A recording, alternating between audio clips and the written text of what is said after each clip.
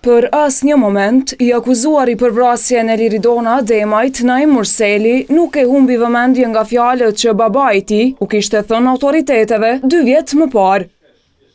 Në fakt, babai i tij, Shabani, ishte paraparë të dëgjohej në gjykatë si dëshmitari i fundit në këtë rast, por të hënën nuk erdhi. Sipas gjyqtarës, dëshmitari ndodhet në Suedi. Andaj për shkak të mungesës së tij gjatë seancave radhazi, u vendos të lexojë deklarata që ai kishte dhënë në polici disa ditë pas vrasjes. Koncentrimi ishte i lartë edhe tek të akuzuarit e tjerë, Granit Plava dhe Kushtrim Kokalla. Babai i Naimit kishte përmendur vetëm një konflikt të mëparshëm të Naimit me djalin e hallës së tij. Unë përveç një problemi që ka pas Naimi me djalin e hallës së tij Kanonin, para një viti që ka pas disa mesazhe të shkëmbyera përmes telefonit gjithsesi me Biondinën, gruan e Kanonit. Nuk ka pas diçka më shumë në mes Naimit dhe Biondinës, përveç disa shkrimeve dhe fotove jo intime, foto normale to. Mirë po, e di që Naimi me Liridonin dhe Kanonin me Biondinën janë marrë vesh që kjo gjë të mbyllet me kaq. Por shtoi se nuk dinte gjë tjetër të keqe për të birin dhe se i urrente armët.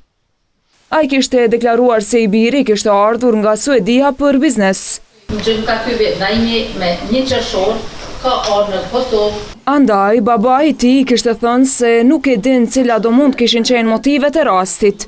Unë jam shokuar nga ky lajm. E kom thënë gruan time dhe e kom pyetur se çka ka ndodhur, dhe i kom treguar. Pastaj, seanca vazhdoi me propozimin e provave për administrim. Raporti Bastisjes më 1 dhjetor 2023 tek të dyshuarit Murseli, Plava e Kokalla, vërtetimi për konfiskim të përkohshëm, raporti informues nga vendi i ngjarjes, raporti analitik përfundimtar për analizimin e videoincizimit, raporti informues për transaksionet bankare nga banka të ndryshme. Në raporte, sipas prokurorës, është gjetur se Naim Murseli ka borxhe të përgjithshme mbi 475.000 euro dhe se ati, në rast të vdekjes së Liridonës, sipas ligjeve suedeze do t'i barteshin 3 milion kruna suedeze, që i bie afro 300.000 euro. Gjithashtu, prokuroria propozoi të administrohen 2 CD për raportet nga kompania për thirrjet telefonike nga telefonat të akuzuarve Plava dhe Kokalla.